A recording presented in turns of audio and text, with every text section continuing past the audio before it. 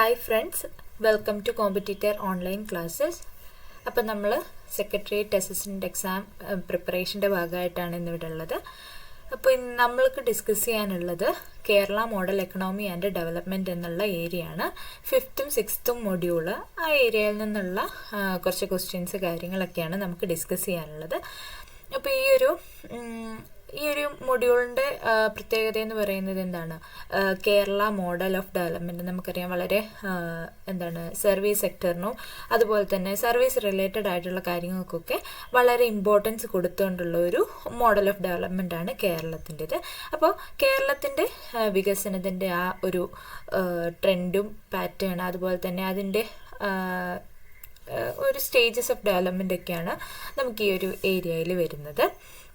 അപ്പോൾ ഈ ഒരു എക്സാമിൻ്റെ പ്രീവിയസ് ക്വസ്റ്റ്യൻസ് ഒക്കെ നമ്മൾ ഡിസ്കസ് ചെയ്യും. അതുപോലെ തന്നെ എക്സ്പെക്റ്റഡ് ആയിട്ടുള്ള ക്വസ്റ്റ്യൻസും നമുക്ക് വരാൻ സാധ്യതയുള്ള ക്വസ്റ്റ്യൻസും അതുപോലെ തന്നെ ഇമ്പോർട്ടൻ്റ് ആയിട്ടുള്ള ഏരിയാസും കറണ്ട് അഫെയർസ് ഒക്കെ നമ്മൾ ഡിസ്കസ് ചെയ്യുന്നുണ്ട്. അപ്പോൾ ഈ ഒരു എക്സാമിൻ്റെ പ്രീവിയസ് പാറ്റേൺ ഒക്കെ അല്ലെങ്കിൽ ക്വസ്റ്റ്യൻ പേപ്പറൊക്കെ ശ്രദ്ധിച്ചാൽ നമുക്ക് മനസ്സിലാക്കാനായിട്ട് സാധിക്കുന്നത് കൂടുതലും സ്റ്റേറ്റ്മെൻറ്റ് ബേസ്ഡ് ആയിട്ടുള്ള അല്ലെങ്കിൽ സ്റ്റേറ്റ്മെൻറ്റ് ടൈപ്പ് ക്വസ്റ്റ്യൻസ് ഒക്കെയാണ് നമുക്ക് കാണാനായിട്ട് സാധിക്കുന്നത്. അപ്പോൾ ഈ ഒരു എക്സാമിൻ്റെ പ്രിപ്പറേഷൻ്റെ കാര്യത്തിൽ നമുക്ക് ചെയ്യാൻ പറ്റുന്ന ഏറ്റവും ഇമ്പോർട്ടൻ്റ് ആയിട്ടുള്ള കാര്യം എന്താണ്? പ്രീവിയസ് ഇയർ ക്വസ്റ്റ്യൻസ് അനലൈസ് ചെയ്യുക, അതുപോലെ തന്നെ ആ രീതിയിലുള്ള ക്വസ്റ്റ്യൻസ് നമ്മൾ റെഫർ ചെയ്യുകയും പഠിക്കുകയും ചെയ്യുക എന്നുള്ളത് തന്നെയാണ്. അപ്പോൾ നമുക്ക് ഡിസ്കസ് ചെയ്യാനുള്ളത് 5th ഉം 6th ഉം മൊഡ്യൂളാണെന്ന് പറഞ്ഞു. അതിൽ കടന്നു വരുന്നത് Kerala model of economy and development, കേരളത്തിൻ്റെ ഡെവലപ്മെൻറ്റിനെ കുറിച്ചുള്ള കുറച്ച് കാര്യങ്ങളൊക്കെയാണ്. അതിൽ തന്നെ ഈ ഒരു വീഡിയോ കൊണ്ട് നമ്മൾ ഉദ്ദേശിക്കുന്നത് ഒരു ജനറൽ ആയിട്ടുള്ള സിലബസ് ഓവർവ്യൂവും അതുപോലെ തന്നെ കുറച്ച് ജനറൽ ആയിട്ടുള്ള ക്വസ്റ്റ്യൻസും ഡിസ്കസ് ചെയ്യാനാണ് ഉദ്ദേശിക്കുന്നത്. അപ്പോൾ നിങ്ങൾക്ക് പ്രിപ്പറേഷൻ്റെ കാര്യങ്ങളിൽ വേണ്ട ആവശ്യമായിട്ടുള്ള സ്റ്റഡി മെറ്റീരിയൽസ്, നോട്ട്സും അതുപോലെ തന്നെ പ്രീവിയസ് ഇയർ ക്വസ്റ്റ്യൻസും എക്സ്പെക്റ്റഡ് ക്വസ്റ്റ്യൻസും ഒക്കെ നമ്മൾ പ്രൊവൈഡ് ചെയ്യും. അപ്പോൾ അതൊക്കെ വെച്ചിട്ട് നന്നായിട്ട് തന്നെ നമുക്ക് പ്രിപ്പയർ ചെയ്ത് പോകാം. അപ്പോൾ ഫസ്റ്റിൽ നമുക്ക് ഈ ഒരു Kerala model of development and economy ആ ഒരു ഏരിയയിൽ നിന്നൊക്കെ വരുന്ന ആ ഒരു എന്തൊക്കെയാണ് നമുക്ക് ഈ ഒരു എക്സാമിന് വേണ്ടിയിട്ട് പഠിക്കാനുള്ളത്, ആ ഒരു സിലബസ് ഓവർവ്യൂ ഒന്ന് നോക്കാം. അപ്പോൾ മൊഡ്യൂൾ 5 നിന്ന് നമുക്ക് ഡിസ്കസ് ചെയ്യാനായിട്ടുള്ള ഏരിയാസാണ് ഇവിടെ കൊടുത്തിട്ടുള്ളത്. മൊഡ്യൂൾ 5 കേരളാസ് എക്കണോമി എന്നുള്ള ആ ഒരു ഏരിയയിൽ നിന്നുള്ള എന്തൊക്കെ നമുക്ക് ഡിസ്കസ് ചെയ്യാനായിട്ടുണ്ടെന്ന് നോക്കാം. അപ്പോൾ ഫസ്റ്റ് വൺ വരുന്നത് Kerala's economy since formation of the state. അപ്പോൾ നമുക്കറിയാം 1956 കേരള സ്റ്റേറ്റ് ഫോം ചെയ്യുന്നത് അല്ലേ. അപ്പോൾ ആ ഒരു ഫോർമേഷൻ്റെ സമയം തൊട്ടിട്ട് കേരളത്തിൻ്റെ എക്കണോമി എങ്ങനെയായിരുന്നു, അല്ലെങ്കിൽ കേരളത്തിൻ്റെ എക്കണോമിയുടെ ഡെവലപ്മെൻറ്റ് ഇന്ന് വരേക്കും കേരള എക്കണോമിയുടെ ഡെവലപ്മെൻറ്റ് എങ്ങനെയാണെന്നുള്ള രീതിയിൽ തുടങ്ങിയിട്ടുള്ള കാര്യങ്ങളൊക്കെയാണ് നമുക്ക് ആദ്യമായിട്ട് തന്നെ വരുന്നത്. അതുപോലെ തന്നെ സ്റ്റേറ്റ് ഗ്രോസ് ഡൊമസ്റ്റിക് പ്രൊഡക്റ്റ് രണ്ടാമതായിട്ട് വരുന്നതാണ് SGDP എന്ന് പറയും, സ്റ്റേറ്റ് ഗ്രോസ് ഡൊമസ്റ്റിക് പ്രൊഡക്റ്റ്. അപ്പോൾ സ്റ്റേറ്റ് ഗ്രോസ് ഡൊമസ്റ്റിക് പ്രൊഡക്റ്റ് എന്ന് പറഞ്ഞാൽ എന്താണ്? ഒരു സ്റ്റേറ്റിൻ്റെ ബൗണ്ടറിക്കുള്ളിൽ പ്രൊഡ്യൂസ് ചെയ്യപ്പെടുന്ന സാധനങ്ങളുടെയും സേവനങ്ങളുടെയും ടോട്ടൽ ആ ഒരു വാല്യൂവിനെയാണ് SGDP കാണിക്കുന്നത്. അതായത് ഒരു സ്റ്റേറ്റിൻ്റെ ബൗണ്ടറിക്കുള്ളിൽ പ്രൊഡ്യൂസ് ചെയ്യപ്പെടുന്ന അല്ലെങ്കിൽ ഉൽപ്പാദിപ്പിക്കപ്പെടുന്ന സാധനങ്ങളുടെയും സേവനങ്ങളുടെയും അളവിനെ കാണിക്കുന്ന ഒരു മെഷറാണ് SGDP എന്ന് പറയുന്നത്. അപ്പോൾ നമ്മൾ അത് ഡീറ്റെയിൽ ആയിട്ട് പഠിക്കും. അടുത്തതായിട്ട് വരുന്നത് എക്കണോമിക് ഗ്രോത്തിനെ കുറിച്ചാണ്. കേരളത്തിൻ്റെ എക്കണോമിക് ഗ്രോത്ത്, സാമ്പത്തിക വളർച്ചയെ സംബന്ധിച്ചിട്ടുള്ള കാര്യങ്ങൾ നമുക്ക് പഠിക്കാനായിട്ടുണ്ട്. അതുപോലെ തന്നെ per capita income. Per capita income എന്ന് പറയുന്നത് എന്താണ്? പ്രതിശീർഷ വരുമാനം എന്നുള്ളതാണ്. അപ്പോൾ ഒരു ഏരിയയിൽ പെർ ക്യാപിറ്റ ഇൻകം പഠിക്കുക എന്ന് പറയുമ്പോൾ എന്താണ്? ആളോഹരി വരുമാനം, ഓരോരുത്തരുടെയും വരുമാനത്തെക്കുറിച്ചും സാമ്പത്തിക സ്ഥിതിയെക്കുറിച്ചും ഒക്കെ പഠിക്കുന്ന ഒരു മെഷറാണ് പെർ ക്യാപിറ്റ ഇൻകം എന്ന് പറയുന്നത്. അപ്പോൾ അതിനെക്കുറിച്ച് നമുക്ക് പഠിക്കാനായിട്ടുണ്ട്. അതുപോലെ തന്നെ റിസോഴ്സ് മൊബിലൈസേഷൻ എന്നതുകൊണ്ട് ഉദ്ദേശിക്കുന്നത് വിഭവങ്ങളുടെ, അതായത് നമുക്ക് നമ്മുടെ നാച്ചുറലായിട്ടും ഇപ്പം ഒരുപാട് വിഭവങ്ങൾ റിസോഴ്സസ് നമുക്ക് കിട്ടുന്നുണ്ടല്ലോ. അപ്പം അതിൻ്റെയൊക്കെ ഒരു മൊബിലൈസേഷൻ അഥവാ അതിൻ്റെയൊക്കെ യൂട്ടിലൈസേഷനും കാര്യങ്ങൾ എങ്ങനെയാണ് കൃത്യമായിട്ടുള്ള മേഖലകളിൽ അതിൻ്റെ കൃത്യമായ വിതരണത്തെക്കുറിച്ചും അതുപോലെ തന്നെ അതിൻ്റെ ഒരു യൂസിനെ കുറിച്ചും ഒക്കെ നമുക്ക് പഠിക്കാനായിട്ടുണ്ട്. അതുപോലെ തന്നെ tax and non tax revenue. നമുക്കറിയാം ഒരു രാജ്യത്തെ സംബന്ധിച്ചായാലും ഒരു സംസ്ഥാനത്തെ സംബന്ധിച്ചായാലും വളരെ ഇമ്പോർട്ടൻ്റ് ആയിട്ടുള്ള വരുമാനമാണ് എന്ത് ടാക്സ് വരുമാനം എന്ന് പറയുന്നത്.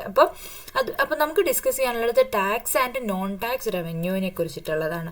അപ്പോൾ കേരളത്തിൻ്റെ ടാക്സിലൂടെയും അതുപോലെ തന്നെ ടാക്സ് അല്ലാതെയുമുള്ള വരുമാനത്തെക്കുറിച്ച് നമുക്ക് പഠിക്കാനുണ്ട്. അതുപോലെ തന്നെ പബ്ലിക് എക്സ്പെൻഡിച്ചർ എന്ന് പറയുമ്പോൾ എന്താണ്, ഗവൺമെൻറ്റിൻ്റെ അല്ലെങ്കിൽ പബ്ലിക് ആയിട്ടുള്ള ചിലവുകൾ, പല ഡെവലപ്മെൻ്റൽ ആയിട്ടുള്ള ആക്ടിവിറ്റീസ് കാര്യങ്ങളൊക്കെ നടത്തണമെങ്കിൽ ഗവൺമെൻറ്റിന് അവിടെ ചിലവുകൾ വരുന്നുണ്ട്. അപ്പോൾ അത്തരത്തിലുള്ള പബ്ലിക് എക്സ്പെൻഡിച്ചറിനെ കുറിച്ച് നമ്മൾ പഠിക്കുന്നുണ്ട്. ദെൻ ഡീസെൻട്രലൈസ്ഡ് പ്ലാനിങ് എന്നതുകൊണ്ട് ഉദ്ദേശിക്കുന്നത് പല തലങ്ങളിലായിട്ടുള്ള ഗവൺമെൻറ്റിൻ്റെ ഭരണത്തെക്കുറിച്ചാണ്. ഇപ്പം നമുക്കറിയാം പഞ്ചായത്ത് തലം, അതുപോലെ ബ്ലോക്ക് പഞ്ചായത്ത്, ഡിസ്ട്രിക്ട് പഞ്ചായത്ത്, അങ്ങനെ പല ഡിവൈഡ് ചെയ്തിട്ടുള്ള ഭരണമാണ് നമുക്ക് കാണാനായിട്ട് സാധിക്കുന്നത്. അപ്പോൾ അത്തരത്തിലുള്ള ഡീസെൻട്രലൈസ്ഡ് പ്ലാനിങ്ങിനെ കുറിച്ച് നമുക്ക് പഠിക്കാനുണ്ട്. അതുപോലെ തന്നെ ഒരുപാട് പോളിസീസ് പ്രോഗ്രാംസ് കാര്യങ്ങളൊക്കെ ഗവൺമെൻറ് ഡെവലപ്മെൻ്റൽ ആക്ടിവിറ്റീസിനായിട്ട് കൊണ്ടുവന്നിട്ടുണ്ട്. ഒരുപാട് പോളിസീസ് നമുക്ക് കാണാനായിട്ട് സാധിക്കും. അപ്പോൾ അത്തരത്തിലുള്ള പോളിസീസിനെ കുറിച്ച് നമുക്ക് കേരളത്തിലെ പല പോളിസീസിനെ കുറിച്ച് നമുക്ക് പഠിക്കാനുണ്ട്. അതുപോലെ തന്നെ ഡെവലപ്മെൻറ്റ് പ്രോഗ്രാംസിനെ കുറിച്ച് പഠിക്കാനുണ്ട്. ഞാൻ പറഞ്ഞു ഡെവലപ്മെൻറ്റ് നടക്കണമെങ്കിൽ, വികസനങ്ങൾ നടക്കണമെങ്കിൽ ഗവൺമെൻറ് പലതരത്തിലുള്ള പോളിസീസും സ്കീംസും പ്രോഗ്രാംസും ഒക്കെ കൊണ്ടുവന്നിട്ടുണ്ട്. അപ്പോൾ അത്തരത്തിലുള്ള ഡെവലപ്മെൻ്റൽ പ്രോഗ്രാംസിനെ കുറിച്ച് നമുക്ക് പഠിക്കാനുണ്ട്. അതുപോലെ തന്നെ ഈ മൊഡ്യൂളിൻ്റെ 5th മൊഡ്യൂളിൻ്റെ ഒരു സെക്കൻഡ് പാർട്ടായിട്ട് വരുമ്പോഴത്തേനും നമുക്ക് നോക്കാനായിട്ടുള്ളതാണ് അഗ്രികൾച്ചറൽ ക്രോപ്സിനെ കുറിച്ച്. അതായത് നമുക്കറിയാം കേരളം എന്ന് പറയുന്നത് അതിൻ്റെ ഒരു ഫോർമേഷൻ തൊട്ടിട്ട് അഗ്രികൾച്ചറിന് കാർഷിക മേഖലയ്ക്ക് വളരെ ഇമ്പോർട്ടൻസ് കൊടുക്കുന്നൊരു സ്റ്റേറ്റ് ആണ് അല്ലേ. അപ്പോൾ കേരളത്തിലുള്ള പല വെറൈറ്റി ഓഫ് അഗ്രികൾച്ചർ ക്രോപ്സ് ഉണ്ട്. അതായത് കൃഷി കാര്യങ്ങളൊക്കെ ഉണ്ട്. പലതരത്തിലുള്ള കാർഷിക വിളകളൊക്കെ നമുക്ക് കാണാനായിട്ട് സാധിക്കും. അപ്പോൾ അത്തരത്തിലുള്ള പല അഗ്രികൾച്ചറൽ ക്രോപ്സിനെ കുറിച്ച് പഠിക്കാനുണ്ട്. അതുപോലെ തന്നെ ലാൻഡ് യൂസ് പാറ്റേൺ, പലതരത്തിലുള്ള പല ടൈപ്പുകളിലുള്ള ലാൻഡ് നമുക്കുണ്ട് അല്ലേ. അപ്പോൾ അത്തരത്തിലുള്ള ലാൻഡിൻ്റെയൊക്കെ പാറ്റേൺ ഓഫ് യൂസ്, അതായത് എങ്ങനെ യൂസ് ചെയ്യുന്നു, ഏത് തരത്തിൽ യൂസ് ചെയ്യുന്നു എന്നുള്ള കാര്യങ്ങളൊക്കെയാണ് നമുക്ക് ലാൻഡ് യൂസ് പാറ്റേണിൽ കാണാനായിട്ടുള്ളത്. അതുപോലെ തന്നെ ലാൻഡ് റീഫോംസ് ഉണ്ട്. ലാൻഡ് റീഫോംസ് എന്നതുകൊണ്ട് ഉദ്ദേശിക്കുന്നത് എന്താണ്, പണ്ടുണ്ടായിരുന്ന കുറേ പോളിസീസ് അല്ലെങ്കിൽ സ്ട്രിക്റ്റ് ആയിട്ടുള്ള ചില പോളിസീസ് കാര്യങ്ങളൊക്കെ എടുത്തു മാറ്റിയിട്ട് ഒരുപാട് പുതിയ പോളിസീസ് കടന്നു വന്നിട്ടുണ്ട്, റീഫോംസ് സംഭവിച്ചിട്ടുണ്ട് അല്ലേ. അപ്പോൾ അത്തരത്തിലുള്ള കാർഷിക മേഖലയിൽ അല്ലെങ്കിൽ ലാൻഡിൻ്റെ ആ ഒരു ഏരിയയിൽ വന്നിട്ടുള്ള ഒരുപാട് റീഫോംസ് കാര്യങ്ങളൊക്കെ നമുക്ക് പഠിക്കാനായിട്ടുണ്ട്. നമുക്കറിയാം പണ്ടൊക്കെ നമ്മൾ കേട്ടിട്ടുണ്ടല്ലോ ഈ സെമീന്ദാരി സിസ്റ്റത്തിനെ കുറിച്ചുള്ള. അപ്പോൾ അത്തരത്തിലുള്ള സെമീന്ദാരി സിസ്റ്റം ഒന്നും നമുക്കിപ്പോൾ കാണാനായിട്ട് സാധിക്കില്ല. അപ്പോൾ അത്തരത്തിലുള്ള കാര്യങ്ങളൊക്കെ എടുത്തു കളഞ്ഞു. പുതിയ ഗവൺമെൻറ് വന്നപ്പോഴത്തേനും അത് എടുത്തു കളയുകയാണ് ഉണ്ടായത്. അപ്പോൾ അത്തരത്തിൽ ലാൻഡ് യൂസിൻ്റെ ഏരിയയിൽ ഒരുപാട് മാറ്റങ്ങൾ വന്നിട്ടുണ്ട്. അപ്പോൾ അത്തരത്തിലുള്ള മാറ്റങ്ങളെക്കുറിച്ചും പുതിയ പുതിയ പോളിസീസിനെ കുറിച്ചൊക്കെ നമുക്ക് പഠിക്കാനുണ്ട്. അതുപോലെ തന്നെ ഫുഡ് സെക്യൂരിറ്റിയെക്കുറിച്ച് നമുക്കറിയാം. ഭക്ഷ്യസുരക്ഷ ഉറപ്പുവരുത്താനായിട്ട് ഇത് പറഞ്ഞ പോലെ തന്നെ ഗവൺമെൻറ് ഒരുപാട് പോളിസീസും കാര്യങ്ങളും ഡെവലപ്മെൻ്റൽ ആക്ടിവിറ്റീസും ഒക്കെ കൊണ്ടുവന്നിട്ടുണ്ട്. നമ്മുടെ സ്കൂളുകളിലൊക്കെ ഈ മിഡ് ഡേ മീൽസ് പ്രോഗ്രാം, ഉച്ചക്കഞ്ഞി കൊടുക്കുന്ന പ്രോഗ്രാംസ് ഒക്കെ കൊണ്ടുവന്നത് ഫുഡ് സെക്യൂരിറ്റിയുടെ ഭാഗമായിട്ടാണ്.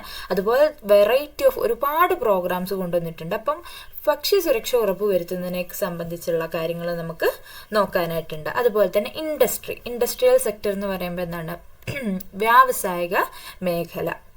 അപ്പോൾ വ്യവസായ മേഖലയെക്കുറിച്ചും അതുപോലെ തന്നെ ഫാക്ടറീസ്, ഇൻഡസ്ട്രിയിൽ ഒരുപാട് ടൈപ്പ് ഓഫ് ഇൻഡസ്ട്രീസ് തുടങ്ങിയിട്ടുള്ള കാര്യങ്ങൾ നമുക്ക് ഡിസ്കസ് ചെയ്യാനായിട്ടുണ്ട്. അതുപോലെ തന്നെ മറ്റൊന്നാണ് MSMEs. ഒരുപാട് ഇപ്പോൾ വളരെ ഇമ്പോർട്ടൻസ് കൂടിക്കൂടി വരുന്ന ഒന്നാണ് ഈ MSMEs എന്ന് പറയുന്നത്. നമുക്കറിയാം ബഡ്ജറ്റിലൊക്കെ പ്രതിപാദിക്കുന്ന ഒരു ഏരിയ തന്നെയാണ് MSME എന്നതുകൊണ്ട് ഉദ്ദേശിക്കുന്നത്. അതെന്താണ്, മൈക്രോ സ്മോൾ മീഡിയം എൻ്റർപ്രൈസസ് എന്നുള്ളതാണ് MSME എന്നുള്ളത്. അപ്പോൾ നമുക്കറിയാം വളരെ ചെറിയ ഓരോ പ്രൊഡക്ഷൻ യൂണിറ്റുകൾ തുടങ്ങി വലിയ വലിയ പ്രൊഡക്ഷൻ യൂണിറ്റുകൾ വരെ ഈ MSMEയിൽ ഉൾപ്പെടുന്നുണ്ട്. അപ്പോൾ ഇതിനെക്കുറിച്ചൊക്കെ നമുക്ക് ഡീറ്റെയിൽ ആയിട്ട് പഠിക്കാനുണ്ട്. അതുപോലെ തന്നെ എനർജി സെക്ടർ എന്ന് പറയുമ്പോൾ എന്താണ്, ഇലക്ട്രിസിറ്റി, അതുപോലെ തന്നെ വിൻഡ് എനർജി തുടങ്ങിയിട്ടുള്ള ഒരുപാട് എനർജി റിസോഴ്സസ് നമ്മൾ യൂട്ടിലൈസ് ചെയ്യുകയും ചെയ്യുന്ന ഏരിയാസ് ഉണ്ട്. അപ്പോൾ ആ ഒരു മേഖലയെക്കുറിച്ച് നമുക്ക് പഠിക്കാനായി. അതുപോലെ തന്നെ അടുത്തതായിട്ട് കടന്നു വരുന്നതാണ് ഇൻഫ്രാസ്ട്രക്ചർ എന്നതുകൊണ്ട് ഉദ്ദേശിക്കുന്നത് അടിസ്ഥാന സൗകര്യങ്ങളാണ്. നമുക്കറിയാം നമ്മുടെ ഓരോ ഡെയിലി ലൈഫിലും നമ്മൾ യൂട്ടിലൈസ് ചെയ്യുന്ന ഒരുപാട് അടിസ്ഥാന സൗകര്യങ്ങൾ നമുക്ക് കാണാനായിട്ട് സാധിക്കും അല്ലേ. ഇപ്പം ആശുപത്രികൾ, സ്കൂള്, പാലം അങ്ങനെ തുടങ്ങിയിട്ടുള്ള ഒരുപാട് ഇൻഫ്രാസ്ട്രക്ചർ ഫെസിലിറ്റീസ് ഗവൺമെൻറ് നമുക്ക് വേണ്ടിയിട്ട് ഒരുക്കുന്നുണ്ട്. അപ്പോൾ അത്തരത്തിലുള്ള കാര്യങ്ങളെക്കുറിച്ച് നമുക്ക് പഠിക്കാനായിട്ടുണ്ട്. അതുപോലെ തന്നെ സർവീസ് സെക്ടർ എന്ന് പറയുമ്പോൾ വളരെ ഇമ്പോർട്ടൻ്റ് ആയിട്ടുള്ള ഒരു സെക്ടറാണ് സർവീസ് സെക്ടർ എന്ന് പറയുന്നത്. ഓരോ സേവനങ്ങളും കാര്യങ്ങളൊക്കെയാണ് അതിൽ വരുന്നത്. പലതരത്തിലുള്ള സർവീസസ് നമുക്കിപ്പോൾ അവൈലബിൾ ആണ്. അപ്പോൾ ആ സർവീസ് സെക്ടറിൻ്റെ ആ ഒരു ഇമ്പോർട്ടൻസ് നമുക്ക് പഠിക്കാനായിട്ടുണ്ട്. ഹെൽത്ത് കെയർ എക്കണോമീനെ കുറിച്ച് ഇപ്പോൾ ഹെൽത്ത് ആ ഒരു ഏരിയ നമുക്ക് പഠിക്കാനായിട്ടുണ്ട്. അതുപോലെ തന്നെ എന്താണ്, മൈഗ്രേഷനെ കുറിച്ച് പഠിക്കാനുണ്ട്. കുടിയേറ്റം എന്നുള്ള ഒരു ഏരിയ നമുക്ക് പഠിക്കാനായിട്ടുണ്ട്. മൈഗ്രേഷൻ്റെ ഇമ്പോർട്ടൻസ് ഇപ്പോൾ വളരെ കൂടി വരികയാണ് അല്ലേ. നമുക്കറിയാം ഒരുപാട് ആളുകൾ നമ്മുടെ രാജ്യങ്ങളിലേക്ക് മൈഗ്രേറ്റ് ചെയ്യുന്നു. അതുപോലെ തന്നെ ഇവിടുന്ന് ഒരുപാട് ആളുകൾ ഫോറിൻ കൺട്രീസിലേക്ക് മൈഗ്രേറ്റ് ചെയ്യുന്നൊരവസ്ഥ നമുക്ക് കാണാനായിട്ട് സാധിക്കും. അപ്പോൾ മൈഗ്രേഷനെ കുറിച്ച് നമുക്ക് പഠിക്കാനായിട്ടുണ്ട്. അതുപോലെ തന്നെ ടൂറിസത്തിൻ്റെ ഇമ്പോർട്ടൻസ് നമുക്ക് പഠിക്കാനുണ്ട്. അതുപോലെ തന്നെ വിദ്യാഭ്യാസം എന്നുള്ള അല്ലെങ്കിൽ ആ ഒരു എഡ്യൂക്കേഷൻ റിലേറ്റഡ് ആയിട്ടുള്ള കാര്യങ്ങൾ നമുക്ക് പഠിക്കാനായിട്ടുണ്ട്. അതുപോലെ തന്നെ ICT, ഇൻഫർമേഷൻ കമ്മ്യൂണിക്കേഷൻ ടെക്നോളജീസിനെ കുറിച്ച് നമുക്ക് നോക്കാനായിട്ടുണ്ട്. അപ്പോൾ തുടങ്ങിയിട്ടുള്ള കാര്യങ്ങളൊക്കെയാണ് മൊഡ്യൂൾ 5 നമുക്ക് വരുന്നത്. കേരളാസ് എക്കണോമി എന്നുള്ള ഏരിയയിൽ വരുന്ന കാര്യങ്ങൾ ഇതൊക്കെയാണ്. ഇനി മൊഡ്യൂൾ 6 നമുക്ക് പഠിക്കാനായിട്ടുണ്ട്. ഓക്കെ, കേരള മോഡൽ ഓഫ് ഡെവലപ്മെൻറ്റിനെ കുറിച്ച്. അപ്പോൾ മറ്റുള്ള രാജ്യങ്ങളിലൊക്കെ വളരെ ഇമ്പോർട്ടൻ്റ് ആയിട്ടുള്ള അല്ലെങ്കിൽ വളരെ ഫേമസ് ആയിട്ടുള്ള ഒരു കാര്യം തന്നെയാണ് ഈ കേരള മോഡൽ ഓഫ് ഡെവലപ്മെൻറ്റ്. നമ്മുടെ കേരളത്തിൻ്റെ ആ ഒരു ഡെവലപ്മെൻറ്റ് മോഡൽ വളരെ ഫേമസ് ആയിട്ടുള്ള ഒന്നാണ്. ഓക്കെ, അത് വളരെ സർവീസിന് അല്ലെങ്കിൽ സോഷ്യൽ ആയിട്ടുള്ള കാര്യങ്ങൾക്കൊക്കെ വളരെ ഇമ്പോർട്ടൻസ് കൊടുക്കുന്ന ഒരു മോഡൽ ഓഫ് ഡെവലപ്മെൻ്റ് ആണ് കേരളത്തിൻ്റേത്. നമുക്കറിയാലോ, ഇപ്പം ലിറ്ററസി റേറ്റിനാണേലും സാക്ഷരത അല്ലെങ്കിൽ ഹെൽത്ത് കെയർ കാര്യങ്ങൾക്കൊക്കെ വളരെ ഇമ്പോർട്ടൻസ് കൊടുത്തുകൊണ്ട് വരുന്ന ഒരു മോഡൽ ഓഫ് ഡെവലപ്മെൻ്റ് ആണ് കേരളത്തിനുള്ളത്. മറ്റ് സംസ്ഥാനങ്ങൾ പ്യൂർലി എക്കണോമിക് ഗ്രോത്തിന് ഇമ്പോർട്ടൻസ് കൊടുക്കുകയാണെങ്കിൽ കേരളം കോൺസെൻട്രേറ്റ് ചെയ്യുന്ന എന്തിനാണ്, ഏറ്റവും ഇമ്പോർട്ടൻ്റ് ആയിട്ട് കേരളം കോൺസെൻട്രേഷൻ അല്ലെ ഫോക്കസ് കൊടുക്കുന്ന ഒന്നാണ് ഈ സാക്ഷരത എന്നുള്ളതും എഡ്യൂക്കേഷൻ റിലേറ്റഡ് ആയിട്ടുള്ള കാര്യങ്ങളും ലിറ്ററസി റേറ്റും അതുപോലെ തന്നെ ഹെൽത്ത് കെയറിനൊക്കെ വളരെ ഇമ്പോർട്ടൻസ് കൊടുക്കുന്ന ഒരു മോഡൽ ഓഫ് ഡെവലപ്മെൻ്റ് ആണ് കേരളത്തിൻ്റേത്. അപ്പം മൊഡ്യൂൾ 6 നമുക്ക് പഠിക്കാനുള്ളത് തുടങ്ങിയിട്ടുള്ള കേരളത്തിൻ്റെ മോഡൽ ഓഫ് ഡെവലപ്മെൻറ്റ് സംബന്ധിച്ചിട്ടുള്ള കുറച്ച് കാര്യങ്ങളാണ്. അപ്പോൾ ഫസ്റ്റ് ആയിട്ട് വരുന്നത് എന്താണ്, കേരള മോഡൽ ഓഫ് ഡെവലപ്മെൻറ്റിൻ്റെ എവല്യൂഷനും സിഗ്നിഫിക്കൻസും. ഓക്കെ, കേരള മോഡൽ ഓഫ് ഡെവലപ്മെൻറ്റിൻ്റെ ആ ഒരു എവല്യൂഷൻ, അത് കടന്നു വന്നിട്ടുള്ള ഡിഫറെൻറ്റ് സ്റ്റേജസിനെ കുറിച്ച് നമുക്ക് പഠിക്കാനായിട്ടുണ്ട്. കേരള മോഡൽ ഓഫ് ഡെവലപ്മെൻറ്റിന് ഒരു തുടക്ക കാലഘട്ടം ഉണ്ടല്ലോ. അപ്പം ആ ഒരു കാലഘട്ടം മുതൽ ഇന്ന് കേരള മോഡൽ ഓഫ് ഡെവലപ്മെൻറ്റ് എത്തി നിൽക്കുന്ന ഈ ഒരു ഹൈ ലിറ്ററസി റേറ്റിലേക്കൊക്കെ എത്തി നിൽക്കുന്ന ഈ ഒരു ടൈം വരേക്കുള്ള അതിൻ്റെ ഒരു എവല്യൂഷനെ കുറിച്ച് നമുക്ക് പഠിക്കാനുണ്ട്. അതുപോലെ തന്നെ അതിൻ്റെ ഇമ്പോർട്ടൻസിനെ കുറിച്ച് നമുക്ക് പഠിക്കാനുണ്ട്. അതിൻ്റെ ഫീച്ചേഴ്സിനെ കുറിച്ച്, അതിൻ്റെ പ്രത്യേകതകൾ എന്തൊക്കെയാണെന്ന് നമുക്ക് പഠിക്കാനായിട്ടുണ്ട്. അതിൽ മെയിനായിട്ട് വരുന്ന അഡൽട്ട് ലിറ്ററസി റേറ്റ് സാക്ഷരതാ നിരക്കിനെ കുറിച്ച് നമുക്ക് പഠിക്കാനുണ്ട്. അതുപോലെ തന്നെ ലൈഫ് എക്സ്പെക്റ്റൻസി എന്ന് പറയുമ്പോൾ ആയുർദൈർഘ്യം, കേരളത്തിലെ ഓരോ ആളുകളുടെയും ആവറേജ് ആയിട്ടുള്ള ലൈഫ് എക്സ്പെക്റ്റൻസി ആയുർദൈർഘ്യത്തെക്കുറിച്ച് നമുക്ക് നോക്കാനായിട്ടുണ്ട്. അതുപോലെ തന്നെ ഇൻഫൻറ്റ് മോർട്ടാലിറ്റി റേറ്റ് എന്ന് പറയുമ്പോൾ ശിശു മരണ നിരക്കാണ്. അപ്പോൾ അതിനെക്കുറിച്ച് നോക്കാനുണ്ട്. അതുപോലെ തന്നെ ബർത്ത് റേറ്റ്, ജനന നിരക്കിനെ കുറിച്ച് നമുക്ക് നോക്കാനായിട്ടുണ്ട്. അപ്പോൾ ഇതൊക്കെയാണ് കേരള മോഡൽ ഓഫ് ഡെവലപ്മെൻറ്റിൻ്റെ ഏറ്റവും ഇമ്പോർട്ടൻ്റ് ആയിട്ടുള്ള ഫീച്ചേഴ്സ് എന്ന് പറയുന്നത്. അതുപോലെ തന്നെ റീസൺ ആൻഡ് ചാലഞ്ചസ്. ഓക്കെ, ഈ ഒരു ഏത് മോഡൽ ഓഫ് ഡെവലപ്മെന്റ് ആണെങ്കിലും അതിന് കുറച്ച് ചലഞ്ചസ് ഉണ്ട് അല്ലേ. അതായത് എന്താണ് പറയുക, അത് നേരിടുന്ന കുറച്ച് പ്രശ്നങ്ങളുണ്ട്, പോരായ്മകളുണ്ട്. അപ്പോൾ ആ പോരായ്മകളുടെ കാരണങ്ങളും അതുപോലെ തന്നെ അത് എന്തൊക്കെയാണെന്നുള്ളതും അതിന് വേണ്ടിയിട്ടുള്ള സൊല്യൂഷൻസ്, പരിഹാരങ്ങളെക്കുറിച്ചും നമുക്ക് നോക്കാനായിട്ടുണ്ട്. അതുപോലെ തന്നെ അൺഎംപ്ലോയ്മെന്റ്, തൊഴിലില്ലായ്മ എന്ന് പറയുന്നത് കേരളം ഫേസ് ചെയ്യുന്ന ഒരു ഇമ്പോർട്ടൻ്റ് ആയിട്ടുള്ളൊരു പ്രശ്നമാണ് അല്ലേ. കേരള മോഡൽ ഓഫ് ഡെവലപ്മെന്റ്, കേരളത്തിലെ വികസനം നേരിടുന്ന വളരെ ഇമ്പോർട്ടൻ്റ് ആയിട്ടുള്ളൊരു ചലഞ്ചാണ് അൺഎംപ്ലോയ്മെന്റ് എന്ന് പറയുന്നത്, തൊഴിലില്ലായ്മ എന്ന് പറയുന്നത്. അപ്പോൾ അതിനെക്കുറിച്ച് നമുക്ക് പഠിക്കാനായിട്ടുണ്ട്.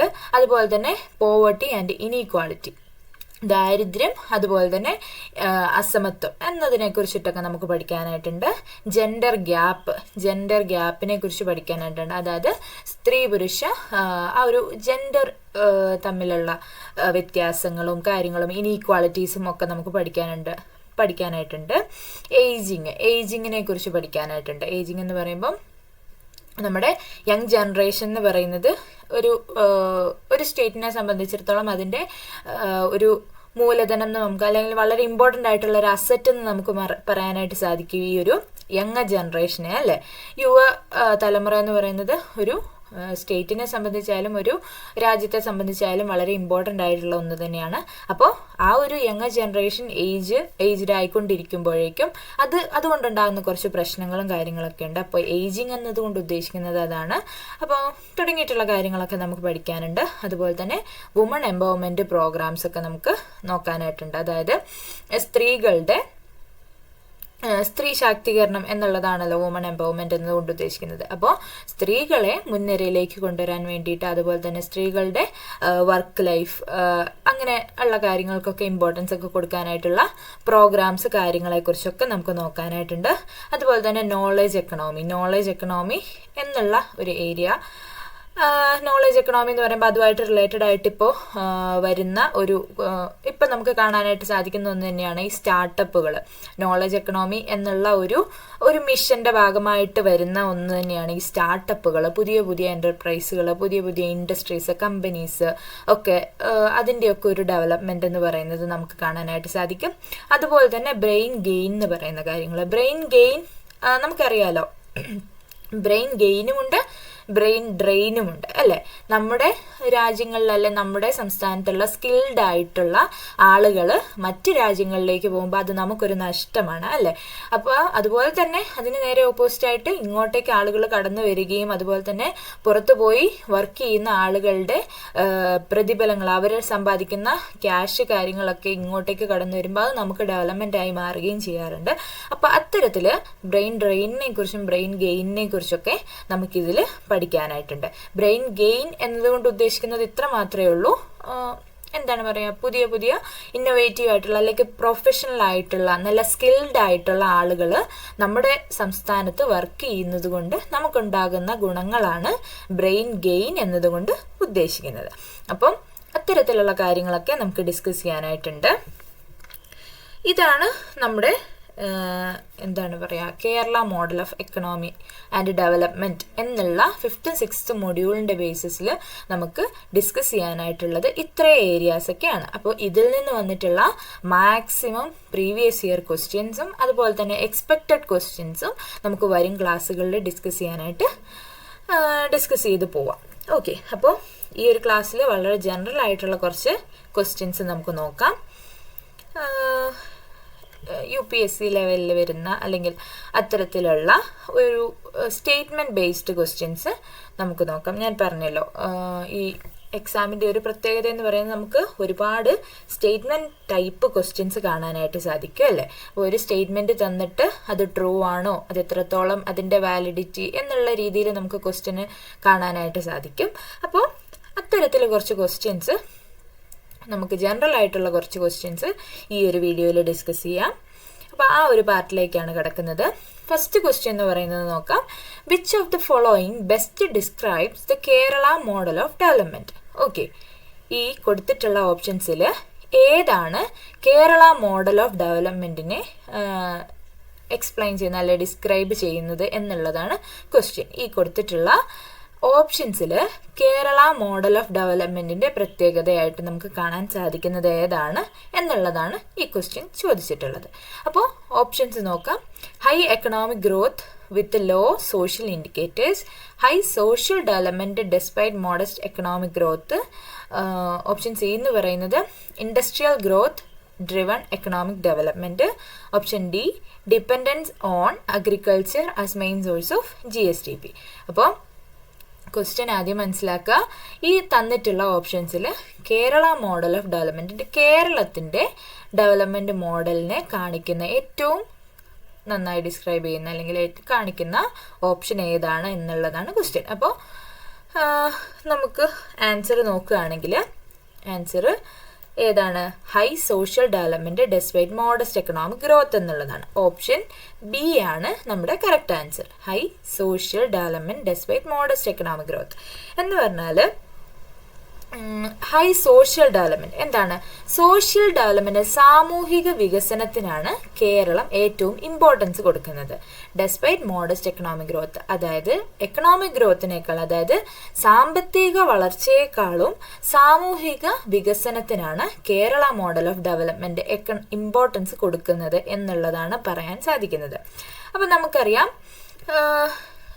ഈ എന്താണ് പറയുക, എക്കണോമിക് ഗ്രോത്ത് എന്ന രീതിയിൽ കോൺസെൻട്രേറ്റ് ചെയ്യുന്നതിലും കേരള ഇമ്പോർട്ടൻസ് കൊടുക്കുന്നത് എന്തിനാണ്?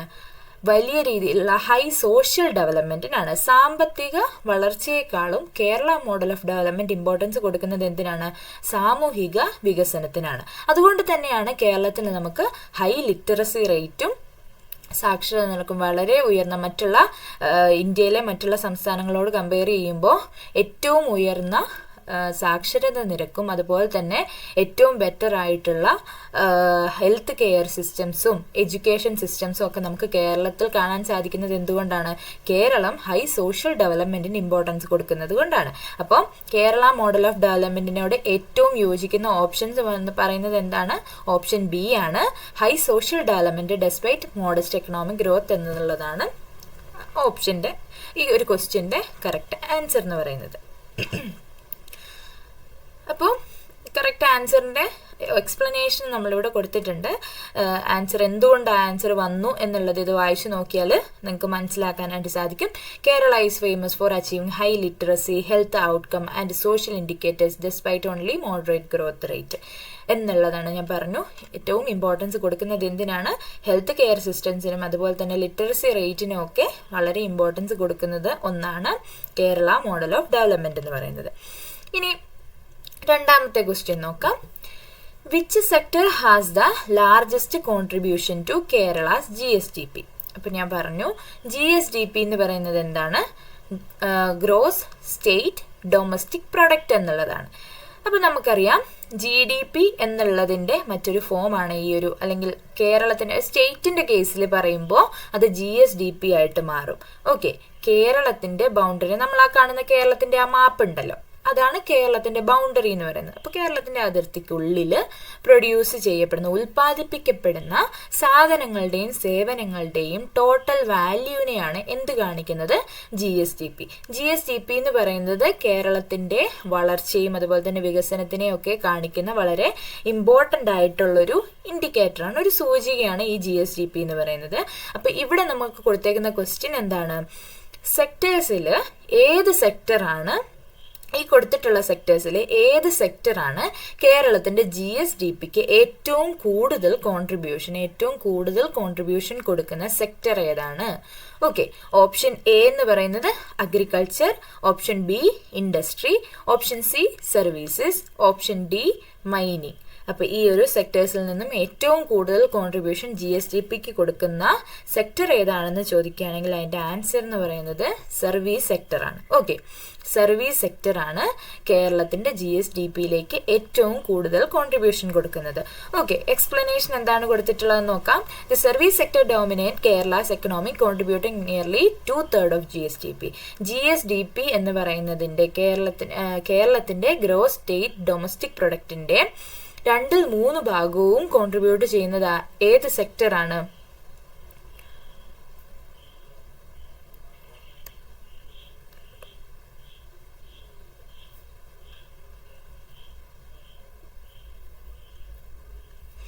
അപ്പോൾ അതിൻ്റെ ആൻസർ എന്ന് പറയുന്നത് സർവീസ് സെക്ടറാണ്. ഓക്കെ, എക്സ്പ്ലനേഷൻ കൊടുത്തിട്ടുള്ളത് എന്താണെന്ന് നോക്കുകയാണെങ്കിൽ the service sector dominate Kerala's economy contributing nearly 2/3 of GSDP. Okay, gross state domestic പ്രൊഡക്റ്റിന്റെ 2/3 ഭാഗവും കോൺട്രിബ്യൂട്ട് ചെയ്യുന്നത് ഏത് സെക്ടറാണ്? സർവീസ് സെക്ടറാണ്. ഓക്കെ, സർവീസ് സെക്ടർ എന്നത് ഏതാണ്? നമ്മുടെ ഇപ്പോൾ ടീച്ചേഴ്സ്, വക്കീല്, അല്ലെങ്കിൽ ഡോക്ടേഴ്സ്, അവരുടെയൊക്കെ സേവനങ്ങൾ ഉൾപ്പെടുന്ന ഒരു സെക്ടർ എന്ന് പറയുന്നത് ഏതാണ്? സർവീസ് സെക്ടറാണ്. അപ്പോൾ നമുക്കറിയാം ഫോർമേഷൻ്റെ സമയത്തൊക്കെ ഒരു കേരളത്തിൻ്റെ ഫോർമേഷൻ്റെ ടൈമിലൊക്കെ ഏറ്റവും ഇമ്പോർട്ടൻ്റ് ആയിട്ട് നിലനിന്ന സെക്ടർ എന്ന് പറയുന്നത് അഗ്രികൾച്ചർ സെക്ടർ ആയിരുന്നു. എന്നാൽ ഇപ്പോൾ നമുക്ക് കാണാൻ സാധിക്കുന്നത് സർവീസ് സെക്ടറിൻ്റെ ഒരു വളർച്ചയാണ് നമുക്ക് കാണാനായിട്ട് സാധിക്കുന്നത്. അപ്പോൾ അതാണ് സെക്കൻഡ് ക്വസ്റ്റ്യൻ എന്ന് പറയുന്നത്. ഇനി അടുത്ത ക്വസ്റ്റ്യൻ നോക്കുകയാണെങ്കിൽ which of the following statement about Kerala economy is correct? Okay, ഈ കൊടുത്തിട്ടുള്ള ഓപ്ഷൻസിൽ കേരള എക്കണോമിയെ അടിസ്ഥാനപ്പെടുത്തുകയാണെങ്കിൽ ഏറ്റവും കറക്റ്റ് ആയിട്ടുള്ള സ്റ്റേറ്റ്മെന്റ് ഏതാണെന്നുള്ളതാണ് question. Option A, Kerala is highly industrialised compared to other state. Option B, agriculture is the largest contributor to Kerala's GSDP. Option C, remittances from a significant share of Kerala's income. Option D, Kerala depends mainly on mineral resources for growth. അപ്പം ഇതാണ് options കൊടുത്തിട്ടുള്ളത്. അപ്പോൾ options നോക്കുകയാണെങ്കിൽ എന്താണ്? Option A കൊടുത്തിട്ടുള്ളത് എന്താണ്? മറ്റ് സംസ്ഥാനങ്ങളോട് കമ്പയർ ചെയ്യുകയാണെങ്കിൽ കേരളം വളരെ ഇൻഡസ്ട്രിയലൈസ്ഡ് ആയിട്ടുള്ള ഒരു സ്റ്റേറ്റ് ആണെന്നാണ് ഓപ്ഷൻ എ പറയുന്നത്. ഓപ്ഷൻ ബി നോക്കുകയാണെങ്കിൽ അഗ്രികൾച്ചർ ആണ് കേരളത്തിന്റെ GSDPയിലെ ഏറ്റവും കോൺട്രിബ്യൂട്ട് ചെയ്യുന്ന സെക്ടർ എന്ന് പറയുന്നു. ഓപ്ഷൻ സി എന്ന് പറയുമ്പോൾ എന്താണ്? Remittances from significant share of Kerala's income. കേരളത്തിന്റെ ഇൻകത്തിൽ വളരെ ഇമ്പോർട്ടൻ്റ് ആയിട്ടുള്ളൊരു ഭാഗം ഉള്ളത് എന്തിനാണ്? റെമിറ്റൻസസ് എന്ന് പറയുമ്പോൾ എന്താണ്? നമ്മുടെ രാജ്യങ്ങളിൽ നിന്നും മറ്റ് രാജ്യങ്ങളിൽ പോയി ഗൾഫിലൊക്കെ പോയി വർക്ക് ചെയ്യുന്ന ആളുകളുടെ വരുമാനം ഇങ്ങോട്ടേക്ക് നമുക്ക് സെൻഡ് ചെയ്യുമല്ലോ. അപ്പം അതിനെയാണ് റെമിറ്റൻസ് എന്നതുകൊണ്ട് ഉദ്ദേശിക്കുന്നത്. അപ്പം അത്തരത്തിലുള്ള കാര്യങ്ങളാണ് കേരളത്തിന്റെ ഇൻകത്തിൽ വളരെ ഇമ്പോർട്ടൻ്റ് ആയിട്ടുള്ളൊരു ഭാഗം എന്ന് പറയുന്നു. ഓപ്ഷൻ ഡി എന്ന് പറയുന്നത് Kerala depend mainly on mineral resources for growth. Keralam എന്ന് പറയുന്നത് മിനറൽ റിസോഴ്സസിനെ വളരെ ഡിപ്പെൻഡ് ചെയ്യുന്ന ഒരു സ്റ്റേറ്റ് ആണെന്നാണ് ഓപ്ഷൻ ഡി പറയുന്നത്. അപ്പോൾ ഈ 4 ഓപ്ഷനിൽ ഏറ്റവും കറക്റ്റ് ആയിട്ടുള്ള ഓപ്ഷൻ ഏതാണെന്ന് നോക്കുകയാണെങ്കിൽ ആൻസർ ഏതായിരിക്കും? ആൻസർ എന്ന് പറയുന്നത് ഇതാണ്. Remittances form a significant share of Kerala's income. Okay, remittances form a significant share of Kerala's income. Answer and explanation നോക്കിയാണെങ്കിൽ remittances from Gulf are a crucial driver of Kerala's economy, contributing around 1/5 of state income. അതായത് നമുക്കറിയാം ഈ കേരളത്തിൻ്റെ northern ഡിസ്ട്രിക്റ്റുകളിലേക്കൊക്കെ പോകുമ്പോഴത്തേന് നമുക്കറിയാം Gulf നാടുകളിൽ നിന്നുള്ള വരുമാനം വളരെ important ആയിട്ടുള്ള ഒരു സ്ഥാനം അതിനുണ്ട് അല്ലേ. ഇപ്പം ആ രാജ്യങ്ങളിൽ വർക്ക് ചെയ്തിട്ട് അവിടെ നിന്നുള്ള ആളുകളുടെ വരുമാനം, അവിടെ നിന്നുള്ള വർക്ക് ചെയ്യുന്ന ആളുകൾ ഇങ്ങോട്ടേക്ക് കേരളത്തിലേക്ക് സെൻഡ് ചെയ്യുന്ന ആ ഒരു ഗൾഫ് മണി എന്ന് പറയുന്നത് ആ ഡിസ്ട്രിക്റ്റുകളിലൊക്കെ ആ ജില്ലകളിലൊക്കെ വികസനത്തിന് വളരെ കോൺട്രിബ്യൂട്ട് ചെയ്യുന്ന ഒന്നാണ്. അപ്പം നോക്കുകയാണെങ്കിൽ കേരളത്തിൻ്റെ ഓവറോൾ ഉള്ള വരുമാനത്തിൻ്റെ 1/5 ഭാഗവും എന്ത് കോൺട്രിബ്യൂട്ട് ചെയ്യുന്നതാണ്? ഈ ഒരു ഗൾഫ് റെമിറ്റൻസ് ആണ്, ഗൾഫ് മണിയാണ് എന്ന് നമുക്ക് പറയാനായിട്ട് സാധിക്കും. അപ്പോൾ കേരള സ്റ്റേറ്റിനെ സംബന്ധിച്ചിടത്തോളം വളരെ കറക്റ്റ് ആയിട്ടുള്ള സ്റ്റേറ്റ്മെന്റ് എന്താണ്? Remittances form A significant share of Kerala's income എന്നുള്ളതാണ്. ഗൾഫ് നാടുകളിൽ നിന്നുള്ള വരുമാനം, ഗൾഫ് നാടുകളിൽ നിന്ന് നമ്മുടെ നാടുകളിലേക്ക് ഒഴുകുന്ന ആ ഒരു ഗൾഫ് മണിയുടെ ഇമ്പോർട്ടൻസ് വളരെ വലുതാണ്. നമ്മുടെ സ്റ്റേറ്റിന്റെ വരുമാനം നോക്കുമ്പോഴത്തേനും ആ ഒരു ഗൾഫ് മണിയുടെ സ്ഥാനം എന്ന് പറയുന്നത് വളരെ വലുതാണ് എന്നുള്ളതാണ് നമുക്ക് പറയാനായിട്ട് സാധിക്കുന്നത്. അടുത്ത ക്വസ്റ്റ്യൻ നോക്കുകയാണെങ്കിൽ which of the following is A challenge four Kerala's economy? ഈ തന്നിട്ടുള്ള ഓപ്ഷൻസിൽ കേരള എക്കണോമിക്ക് ഏറ്റവും ഒരു ചലഞ്ചായിട്ട് നിൽക്കുന്ന ഒരു കാര്യം എന്താണ് എന്നുള്ളതാണ് അടുത്ത ക്വസ്റ്റ്യൻ. ഓക്കെ, ഓപ്ഷൻ എ നോക്കുകയാണെങ്കിൽ ഓവർ ഡിപ്പെൻഡൻസ് ഓൺ റെമിറ്റൻസിനെ ഓവറായിട്ട് ഡിപ്പെൻഡ് ചെയ്യുന്നു എന്നുള്ളത് ഒരു ചലഞ്ചാണ്. അതുപോലെ തന്നെ option B high unemployment rate, വളരെ വലിയ രീതിയിലുള്ള തൊഴിലില്ലായ്മ. Okay, option B high unemployment rate, option C rapid ageing of the population, പോപ്പുലേഷന്റെ ഏജിങ്, പോപ്പുലേഷന് പ്രായം കൂടുന്നത് ഒരു ചലഞ്ചാണ്. അതുപോലെ തന്നെ option D all of the above. ഈ 4 ഓപ്ഷൻസ് നോക്കുകയാണെങ്കിൽ കേരള എക്കണോമിക്ക് ഒരു ചലഞ്ചായിട്ടൊരു പ്രശ്നമായിട്ടുള്ള രീതിയിൽ നമുക്ക് കാണാനായിട്ട് സാധിക്കുന്നത് എന്താണ് എന്നുള്ളതാണ് ക്വസ്റ്റ്യൻ. ഓക്കെ, അതിന്റെ ആൻസർ നോക്കുകയാണെങ്കിൽ എന്താണ്? ഓപ്ഷൻ ഡി ആണ്, ഓൾ ഓഫ് ദ എബോവ്. ഈ 3 കാര്യങ്ങളും, ഈ കൊടുത്തിട്ടുള്ള 3 കാര്യങ്ങളും കേരള എക്കണോമിയെ സംബന്ധിച്ചിടത്തോളം വളരെ വലിയ ചലഞ്ച് തന്നെയാണ്. Okay, Kerala faces structural challenges like a remittance dependency, high unemployment and aging demographics. ഈ 3ഉം കേരളം ഫേസ് ചെയ്യുന്ന വളരെ വലിയൊരു പ്രശ്നം തന്നെയാണ്. എന്താണ്? ഓവറായിട്ട് ഈ ഒരു നമ്മൾ പറഞ്ഞു റെമിറ്റൻസിന് വളരെ ഇമ്പോർട്ടൻ്റ് ആയിട്ടുള്ള ഒരു സ്ഥാനം ഉണ്ടെന്ന് പറഞ്ഞു. അപ്പോൾ ഓവറായിട്ട് ഈ റെമിറ്റൻസുകളെ ഗൾഫ് നാടുകളിൽ നിന്ന് അല്ലെങ്കിൽ മറ്റു രാജ്യങ്ങളിൽ നിന്നുള്ള വരുമാനങ്ങളെ ഡിപ്പെൻഡ് ചെയ്യുന്നത്, അതുപോലെ തന്നെ ഹൈ അൺഎംപ്ലോയ്മെന്റ് റേറ്റ്, വലിയ നിരക്കിലുള്ള തൊഴിലില്ലായ്മ നമ്മുടെ സ്റ്റേറ്റിൽ കാണാനായിട്ട് സാധിക്കും. അതുപോലെ തന്നെ ഒന്നാണ് ഏജിങ് ഓഫ് പോപ്പുലേഷൻ യങ് ജനറേഷന്റെ ഒക്കെ ഒരു പ്രായം കൂടുന്ന ആ ഒരു ഏജിങ്ങിന്റെ പ്രശ്നങ്ങളും കേരളത്തെ സംബന്ധിച്ചിടത്തോളം വളരെ വലിയ പ്രശ്നം തന്നെയാണ്. ഓക്കെ, അടുത്ത ക്വസ്റ്റ്യൻ നോക്കാം. The term GSDP refers to, നമ്മൾ ഓൾറെഡി ഒന്ന് പറഞ്ഞു പോയ ക്വസ്റ്റ്യൻ ആണ്, നമ്മൾ ഓൾറെഡി പറഞ്ഞു പോയ ഏരിയ ആണ് GSDP എന്നുള്ളത്. ഓക്കെ, GSDP എന്നതുകൊണ്ട് ഉദ്ദേശിക്കുന്നത് എന്താണെന്നാണ് question. Option A gross state domestic product, option B general state development plan, option C gross sustainable development policy, option D government state development program. അപ്പൊ ഇതിൽ നിന്ന് ഏതായിരിക്കും കറക്റ്റ് ആയിട്ടുള്ള ആൻസർ? ഓപ്ഷൻ എ ആണ്, gross state domestic product. അപ്പൊ ഇത് എന്തിനെയാണ് കാണിക്കുന്നത്?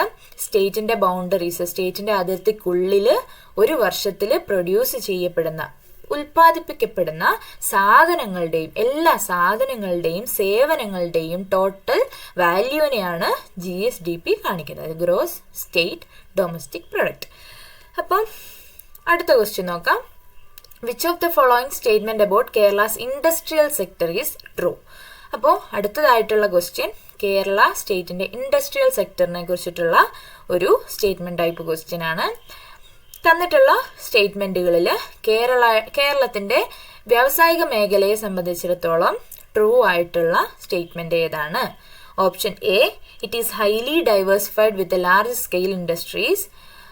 അതായത് കേരളത്തിന്റെ ഇൻഡസ്ട്രിയൽ സെക്ടർ എന്ന് പറയുന്നത് ഹൈലി പലതരത്തിലുള്ള ലാർജ് സ്കെയിൽ ഇൻഡസ്ട്രീസ് ഉള്ള ഒരു ഇൻഡസ്ട്രിയൽ സെക്ടർ ആണെന്ന് പറയുന്നു.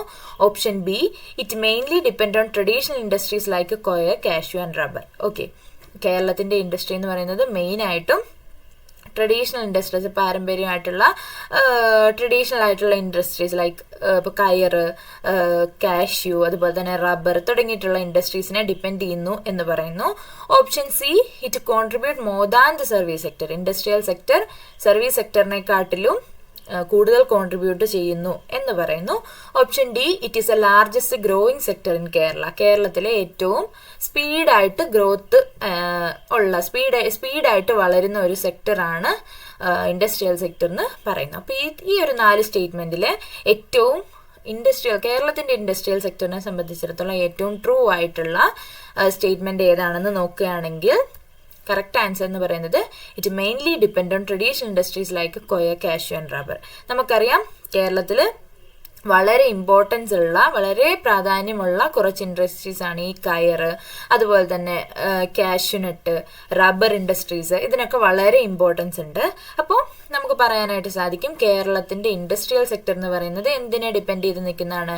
ഈ പറഞ്ഞിട്ടുള്ള ട്രഡീഷണൽ ആയിട്ടുള്ള ഇൻഡസ്ട്രീസിനെയൊക്കെ ഹൈലി ഡിപ്പെൻഡഡ് ആയിട്ടുള്ള സെക്ടർ, ഒരു ഇൻഡസ്ട്രിയൽ സെക്ടറാണ് നമുക്കുള്ളതെന്ന് പറയാനായിട്ട് സാധിക്കും. അതുപോലെ തന്നെ കേരളത്തിന്റെ ഇൻഡസ്ട്രിയൽ സെക്ടർ എന്ന് പറയുന്നത് മറ്റുള്ള സെക്ടറിനെ അപേക്ഷിച്ച് നോക്കുമ്പോൾ ഒരു കുറച്ച് കമ്പയർ ചെയ്യുമ്പോൾ കമ്പാരിറ്റീവ്ലി കുറച്ച് വീക്കായിട്ടുള്ളൊരു സെക്ടറാണ്.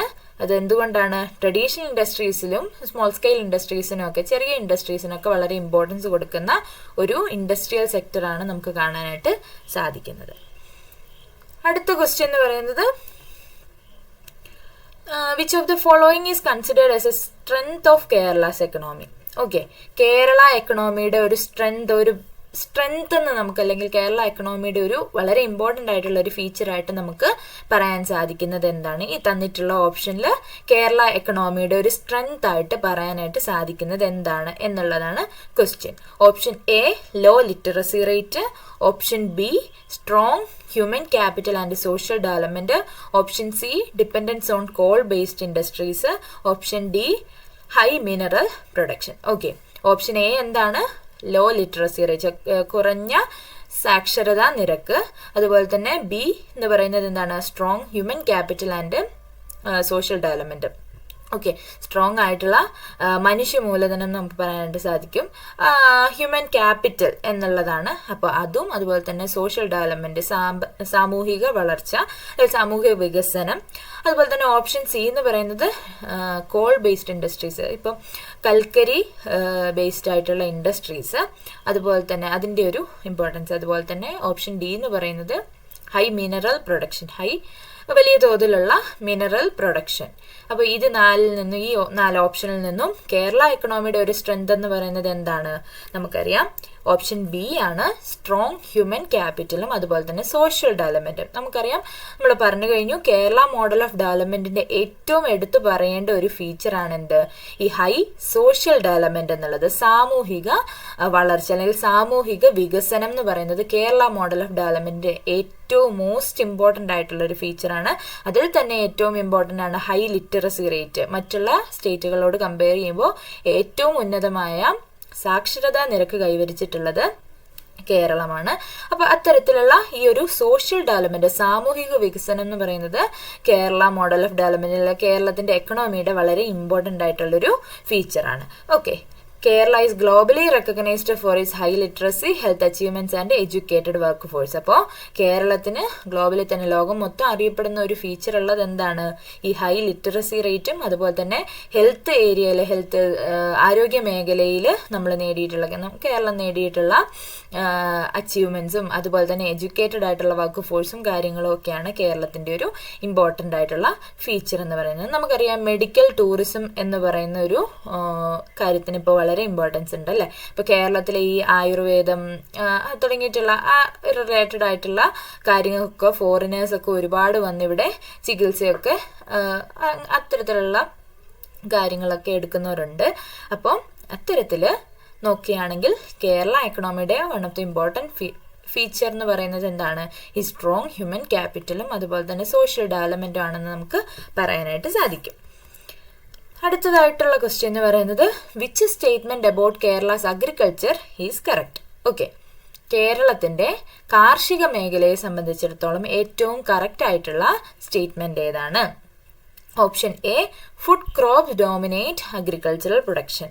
ഫുഡ് ക്രോപ്സ് എന്ന് പറയുമ്പോൾ ഈ എന്താണ് പറയുക, അരി, ഗോതമ്പ് തുടങ്ങിയിട്ടുള്ള കാർഷിക വിളകൾ ഉണ്ടല്ലോ. അപ്പോൾ ഓപ്ഷൻ എ പറയുന്നത് എന്താണ്? അത്തരത്തിലുള്ള ഭക്ഷ്യവസ്തുക്കളുടെ അത്തരത്തിലുള്ള ക്രോപ്സ് ആണ് അഗ്രികൾച്ചറൽ പ്രൊഡക്ഷനിൽ ഡോമിനേറ്റ് ചെയ്ത് നിൽക്കുന്നതെന്നാണ് ഓപ്ഷൻ എ പറയുന്നത്. Option B plantation crops like rubber, coconut and spices dominate. Option B പറയുന്നു പ്ലാന്റേഷൻ ക്രോപ്പുകളാണ് ഇപ്പോൾ റബ്ബർ, കോക്കനട്ട്, സ്പൈസസ് തുടങ്ങിയിട്ടുള്ള കാര്യങ്ങളൊക്കെയാണ് ഡോമിനേറ്റ് ചെയ്ത് നിൽക്കുന്നതെന്ന് ഓപ്ഷൻ ബി പറയുന്നു. Option C Kerala is self sufficient in rice പ്രൊഡക്ഷനിൽ ഇപ്പം നെല്ല്, അരി തുടങ്ങിയിട്ടുള്ള കാര്യങ്ങളുടെയൊക്കെ പ്രൊഡക്ഷനിൽ കേരളം സ്വയം പര്യാപ്തമാണ് എന്ന് ഓപ്ഷൻ സി പറയുന്നു. ഓപ്ഷൻ ഡി എന്ന് പറയുന്നത് agriculture contribute more than services to GSDP. Agriculture sector എന്ന് പറയുന്നത് സർവീസ് സെക്ടറിനെക്കാട്ടിലും GSDPയിലേക്ക്, ഗ്രോസ് സ്റ്റേറ്റ് ഡൊമസ്റ്റിക് പ്രൊഡക്റ്റിലേക്ക് കോൺട്രിബ്യൂട്ട് ചെയ്യുന്നു എന്നുള്ളതാണ് ഓപ്ഷൻ ഡി പറയുന്നത്. ഇനി ശരിയായിട്ടുള്ള ആൻസർ നോക്കുകയാണെങ്കിൽ സെക്കൻഡ് ഓപ്ഷനാണ് കറക്റ്റ് ആയിട്ടുള്ളത്. കേരള എക്കണോമിയിൽ അല്ലെങ്കിൽ കേരള അഗ്രികൾച്ചർ, കേരളത്തിന്റെ കാർഷിക മേഖലയിൽ ഏറ്റവും ഡോമിനേറ്റ് ചെയ്യുന്നത് എന്ത് തന്നെയാണ്? നിസ്സംശയം നമുക്ക് പറയാനായിട്ട് സാധിക്കും പ്ലാന്റേഷൻ ക്രോപ്പുകളാണ് അല്ലേ? ഇപ്പൊ റബ്ബർ, കോക്കനട്ട്, ഇനി കാപ്പി, തേയില തുടങ്ങിയിട്ടുള്ള പ്ലാന്റേഷൻ ക്രോപ്പുകൾ ഉണ്ടല്ലോ. അപ്പൊ പ്ലാന്റേഷൻ ക്രോപ്പുകളാണ് കേരളത്തിന്റെ കാർഷിക മേഖലയിൽ ഡോമിനേറ്റ് ചെയ്ത് നിൽക്കുന്നതെന്ന് നമുക്ക് പറയാനായിട്ട് സാധിക്കും. ഓക്കെ, അടുത്ത ക്വസ്റ്റ്യൻ എന്ന് പറയുന്നത് ഈ റെമിറ്റൻസുമായിട്ട് ബന്ധപ്പെട്ടിട്ടുള്ള ഒരു ക്വസ്റ്റ്യൻ ആണ്. Why is Kerala known as gulf economy of India? ഓക്കെ, ഇന്ത്യയുടെ ഗൾഫ് എക്കണോമിയാണ് കേരളം എന്ന് പറയുന്നതിലുള്ള കാരണം എന്താണ് എന്നുള്ളതാണ് അടുത്ത ക്വസ്റ്റ്യൻ. ഓക്കെ, ഓപ്ഷൻ എ എന്ന് പറയുന്നത് എന്താണ്? Because of its oil production ഉള്ളത് കൊണ്ടാണ് അങ്ങനെ പറയുന്നത് എന്ന് പറയുന്നു. Option B, because of the large inflow of remittance from Gulf countries. Option B പറയുന്നത് എന്താണ്? ഗൾഫ് നാടുകളിൽ നിന്നും ഒരുപാട് വരുമാനം, ഗൾഫ് മണിയുടെ ഒരു ഫ്ലോ കേരളത്തിലേക്കുള്ളത് കൊണ്ടാണ് ഗൾഫ് എക്കണോമി എന്ന് പറയുന്നത് എന്നാണ് ഓപ്ഷൻ ബി പറയുന്നത്. ഓപ്ഷൻ സി എന്താണ്? Because of trade agreement with Gulf സ്റ്റേറ്റുകളുമായിട്ട്, ഗൾഫ് കൺട്രീസുമായിട്ട് നമുക്ക് ട്രേഡ് അഗ്രിമെന്റുകൾ ഉള്ളത് കൊണ്ടാണ് അങ്ങനെ പറയുന്നത് എന്ന് പറയുന്നു. ദെൻ ഓപ്ഷൻ ഡി ആണെങ്കിൽ because Gulf countries invest heavily in Kerala's economy. Kerala എക്കണോമിയിൽ അല്ലെങ്കിൽ കേരളാസ് ഇൻഡസ്ട്രിയിൽ ഗൾഫ് കൺട്രീസിന് നിക്ഷേപം ഉള്ളതുകൊണ്ടാണ് അങ്ങനെ അറിയപ്പെടുന്നതെന്നാണ് ലാസ്റ്റ് ഓപ്ഷൻ പറയുന്നത്. അപ്പോൾ ഇതിൽ നിന്നും ശരിയായ ആൻസർ നോക്കുകയാണെങ്കിൽ എന്താണ്? സെക്കൻഡ് ഓപ്ഷനാണ്, because of the large inflow of remittance from Gulf countries. അപ്പോൾ ഗൾഫ് നാടുകളിൽ നിന്നുള്ള വലിയ തോതിലുള്ള ഗൾഫ് മണി നമ്മുടെ നാട്ടിലേക്ക്, നമ്മുടെ കേരളത്തിലേക്ക്, സ്റ്റേറ്റിലേക്ക് ഒഴുകുന്നതുകൊണ്ടാണ്, ആ ഒരു ഫ്ലോ കൊണ്ടാണ് കേരളത്തിനെ ഗൾഫ് എക്കണോമി ഓഫ് ഇന്ത്യ എന്ന് അറിയപ്പെടുന്നതെന്നാണ് കറക്റ്റ് ആയിട്ടുള്ള ആൻസർ. ഓക്കെ, ഇവിടുന്ന് ആദ്യ ഫോർമേഷൻ്റെ ടൈമിൽ, അത് കഴിഞ്ഞിട്ടുള്ള ഇപ്പം ഒക്കെ ഒരുപാട് ആളുകൾ പുറത്തേക്കുള്ള രാജ്യങ്ങളിൽ, മെയിനായിട്ടും അതിൽ വരുന്നത് ഗൾഫ് കൺട്രീസ് ആണ് അല്ലേ. നമുക്കറിയാം മലപ്പുറം, കോഴിക്കോട് ഏരിയാസിൽ നിന്നൊക്കെ ഒരുപാട് ആളുകൾ ഗൾഫ് കൺട്രീസിൽ പോയി വർക്ക് ചെയ്യുന്നവരും അവിടെ സെറ്റിൽ ആയിട്ടുള്ളവരും ഒക്കെ ഉണ്ട് അല്ലേ. അപ്പോൾ അത്തരത്തിലുള്ള അങ്ങനെ വർക്ക് ചെയ്യുന്ന ആളുകളിൽ നിന്നുള്ള വരുമാനം, നമ്മുടെ സ്റ്റേറ്റിലേക്കുള്ള വരുമാനം വളരെ വലിയ തോതിൽ ഉണ്ട്. അപ്പോൾ അതുകൊണ്ടാണ് കേരളത്തിന് ഗൾഫ് എക്കണോമി ഓഫ് ഇന്ത്യ എന്ന് പറയുന്നത്. ദെൻ അടുത്ത ക്വസ്റ്റ്യൻ എന്ന് പറയുന്നത്, which of the following policies is Kerala known for pioneering? Okay, which of the following policies is Kerala known for pioneering? അപ്പോൾ ഈ താഴെ തന്നിട്ടുള്ള പോളിസീസിൽ ഏറ്റവും കേരളത്തിന് പേര് കേട്ട, കേരളം ഏറ്റവും ഇമ്പോർട്ടൻ്റ് ആയിട്ട് അറിയപ്പെടാൻ കാരണമായിട്ടുള്ള പോളിസി ഏതാണെന്നുള്ളതാണ് ക്വസ്റ്റ്യൻ കൊടുത്തിട്ടുള്ളത്. ഓക്കെ, പയനിയറിംഗ് എന്നതുകൊണ്ട് ഉദ്ദേശിക്കുന്നത് എന്താണ്? ഓരോ ഡെവലപ്മെന്റൽ പുതിയ ഇന്നോവേറ്റീവ് ആയിട്ടുള്ള, യുണീക്ക് ആയിട്ടുള്ള ഡെവലപ്മെന്റൽ ആക്ടിവിറ്റീസ് ഒക്കെ മുന്നിൽ നിന്ന് നടത്തുന്നതിനെയാണ് പയനിയറിംഗ് എന്ന് പറയുന്നത്. ഓക്കെ, അപ്പോൾ അത്തരത്തിൽ ഈ കൊടുത്തിട്ടുള്ള പോളിസീസിൽ ഏതിന്റെ അടിസ്ഥാനത്തിലാണ്, ഈ കൊടുത്തിട്ടുള്ള പോളിസീസിൽ ഏത് പോളിസിയുടെ അടിസ്ഥാനത്തിലാണ് കേരളം പേര് കേട്ട ഒരു സ്റ്റേറ്റായി മാറിയിട്ടുള്ളത് എന്നുള്ളതാണ് ക്വസ്റ്റ്യൻ. ഓക്കെ, ഓപ്ഷൻ എ എന്ന് പറയുന്നത് പീപ്പിൾസ് പ്ലാനിംഗ് ക്യാമ്പയിൻ ആണ്. ഡീസെൻട്രലൈസേഷൻ ബേസ്ഡ് ആയിട്ടുള്ളൊരു പോളിസിയാണ്. Then option B industrial corridor policy. Option C special economic zone act. Special economic zone act. Option D national manufacturing policy. Option D എന്താണ്? National manufacturing policy. അപ്പോൾ ഇതിന്റെ correct ആയിട്ടുള്ള answer നോക്കുകയാണെങ്കിൽ correct answer option A ആണ്, people's planning campaign. People's planning campaign എന്ന് പറയുന്നത് 1996 launch ചെയ്ത കേരളത്തിന്റെ ഒരു ഡെവലപ്മെന്റൽ ആയിട്ടുള്ള ഒരു പോളിസിയാണ്. 1996 ലോഞ്ച് ചെയ്തിട്ടുള്ള ഒന്നാണ് എംപവറിംഗ്. അതെന്തിനു വേണ്ടിയിട്ടാണ് ലോഞ്ച് ചെയ്തത്? Empowering local self government in planning and development. Local self ഗവൺമെന്റുകളെയൊക്കെ, അതായത് നമ്മുടെ പഞ്ചായത്തുകളൊക്കെ ഉണ്ടല്ലോ, അപ്പൊ അത്തരത്തിലുള്ള പഞ്ചായത്തുകൾ ഒക്കെ ഗവൺമെന്റിന്റെ ഡെവലപ്മെന്റിലേക്കും വികസനങ്ങളിലേക്കും പ്ലാനിങ്ങിലേക്കും ഒക്കെ അവരുടെ റോള് കൂട്ടാൻ വേണ്ടിയിട്ട് കൊണ്ടുവന്നിട്ടുള്ള ഒരു പോളിസിയാണ് പീപ്പിൾ പ്ലാനിംഗ് ക്യാമ്പയിൻ എന്ന് പറയുന്നത്. നമുക്കറിയാം ഡീസെൻട്രലൈസേഷൻ എന്ന് പറഞ്ഞാൽ ഏകീകൃതമായിട്ടുള്ള ഒരു ഭരണത്തിന്റെ നേരെ എതിരാണ് ഈ ഒരു ഡീസെൻട്രലൈസ്ഡ് ആയിട്ടുള്ള ഒരു പോളിസി എന്ന് പറയുന്നത്. ഒരാളിൽ മാത്രം ഭരണം കോൺസെൻട്രേറ്റ് ചെയ്ത് നിൽക്കാതെ മറിച്ച് ഭരണത്തെ അതിന്റെ ഈസി ആയിട്ടുള്ള അഡ്മിനിസ്ട്രേഷന് വേണ്ടിയിട്ട് ഡിവൈഡ് ചെയ്ത് കൊടുക്കുന്ന ഒരു പ്രോസസ്സാണ് ഡീസെൻട്രലൈസേഷൻ എന്ന് പറയുന്നത്. അപ്പം നമുക്കറിയാം നമ്മുടെ രാജ്യത്തിലെ, നമ്മുടെ സ്റ്റേറ്റിലെ, കേരളത്തിലെ ഭരണം എന്ന് പറയുന്നത് പല തട്ടുകളിലായിട്ട് ഡിവൈഡ് ചെയ്ത് കൊടുത്തിട്ടുണ്ട് അല്ലേ. അപ്പം അതിന്റെ ഏറ്റവും ലാസ്റ്റ് ആയിട്ടുള്ള ഫോമാണ് ഈ ലോക്കൽ സെൽഫ് ഗവൺമെന്റ്. നമ്മൾ കാണുന്ന പഞ്ചായത്തുകൾ എന്ന് പറയുന്നത്, പഞ്ചായത്തുകൾക്ക് മുകളിൽ ഒരുപാട് വേറെ മറ്റ് തലങ്ങളുണ്ട് അല്ലേ. അപ്പോൾ അത്തരത്തിലുള്ള പീപ്പിൾ പ്ലാനിങ് ക്യാമ്പയിൻ, ഡീസെൻട്രലൈസേഷന്റെ ബേസിസിൽ വന്നിട്ടുള്ള പീപ്പിൾ പ്ലാനിങ് ക്യാമ്പയിൻ ശ്രദ്ധിക്കുക, 1996 ഇത് ലോഞ്ച് ചെയ്തിട്ടുള്ളത്. അപ്പൊ ഈ ഒരു പ്രോഗ്രാമാണ് ഈ ഒരു ഓപ്ഷന്റെ കറക്റ്റ് ആയിട്ടുള്ള, ഈ ഒരു ക്വസ്റ്റ്യന്റെ കറക്റ്റ് ആയിട്ടുള്ള ആൻസർ എന്ന് പറയുന്നത്. ഓക്കെ, അപ്പോൾ അടുത്ത 1-2 ക്വസ്റ്റ്യനോടെ നമുക്ക് നോക്കിയിട്ട് ക്ലാസ് വൈൻഡപ്പ് ചെയ്യാം. Which of the following state the difference between GDP and GSDP. Okay, GDPയും GSDPയും തമ്മിലുള്ള ഡിഫറൻസ് കാണിക്കുന്ന കറക്റ്റ് ആയിട്ടുള്ള ഓപ്ഷൻ ഏതാണ് എന്നുള്ളതാണ് അടുത്ത ക്വസ്റ്റ്യൻ. GDP എന്ന് പറഞ്ഞാൽ നമുക്കറിയാം ഗ്രോസ് ഡൊമസ്റ്റിക് പ്രൊഡക്റ്റ് ആണ്. GSDP എന്ന് പറഞ്ഞാൽ ഗ്രോസ് സ്റ്റേറ്റ് ഡൊമസ്റ്റിക് പ്രൊഡക്റ്റ് ആണ്. അപ്പൊ ഇത് രണ്ടും തമ്മിലുള്ള വ്യത്യാസം കാണിക്കുന്ന ഓപ്ഷൻ ഏതാണ്? Okay, option A GDP refers to national income, GSDP refers to state income. Okay, option B GDP is measured at current prices only. Option C GSDP exclude service sector. Option D GDP and GSDP are identical measures. അപ്പോൾ ഈ തന്നിട്ടുള്ള ഓപ്ഷൻസിൽ നിന്ന് ഏതായിരിക്കും correct ആയിട്ടുള്ള answer? First option ആണ് option A, GDP refers to national income and GSDP refers to state income. അപ്പൊ നമുക്ക് വളരെ ഇമ്പോർട്ടൻ്റ് ആയിട്ട് മനസ്സിലാക്കേണ്ടിയിരിക്കുന്ന ഒന്നാണ്, GDP എന്ന് പറയുന്നത് എന്താണ്? ഗ്രോസ് ഡൊമസ്റ്റിക് പ്രൊഡക്റ്റ് ആണ്. അത് നമ്മൾ പറയുന്നത് കൺട്രിയുടെ, ഒരു നേഷന്റെ ബേസിസിലാണ് നമ്മൾ പറയുന്നത്. എന്നാൽ GSDP എന്ന് പറയുന്നത് ഒരു സ്റ്റേറ്റിന്റെ ഇൻകത്തെ കാണിക്കുന്നതാണ്. ഓക്കെ, GDP എന്ന് പറയുന്നത് ഒരു നാഷണൽ ഇൻകത്തെ, ഒരു രാജ്യത്തിന്റെ വരുമാനത്തെ കാണിക്കുന്നതാണ് GDP. എന്നാൽ ഒരു സംസ്ഥാനത്തിന്റെ വരുമാനത്തെ കാണിക്കുന്നതാണ് GSDP. ഓക്കെ, ഇന്ത്യയുടെ ബൗണ്ടറിക്കുള്ളിൽ ഒരു വർഷം പ്രൊഡ്യൂസ് ചെയ്യപ്പെടുന്ന ഗുഡ്സ് ആൻഡ് സർവീസസിന്റെ, സാധനങ്ങളുടെയും സേവനങ്ങളുടെയും ടോട്ടൽ വാല്യൂവിനെ കാണിക്കുന്ന ഒരു മെഷറാണ് GDP എന്ന് പറയുന്നത്. എന്നാൽ കേരളത്തിന്റെ, ഒരു സംസ്ഥാനത്തിന്റെ, സംസ്ഥാനത്തിന്റെ ഉള്ളിൽ നടക്കുന്ന, പ്രൊഡ്യൂസ് ചെയ്യപ്പെടുന്ന സാധനങ്ങളുടെയും സേവനങ്ങളുടെയും ടോട്ടൽ വാല്യൂവിനെ കാണിക്കുന്ന ഒന്നാണ് GSDP എന്ന് പറയുന്നത്. ഇതാണ് അവ തമ്മിലുള്ള ഡിഫറൻസ്. ഓക്കെ, ഇനി ലാസ്റ്റ് ക്വസ്റ്റ്യൻ നോക്കാം.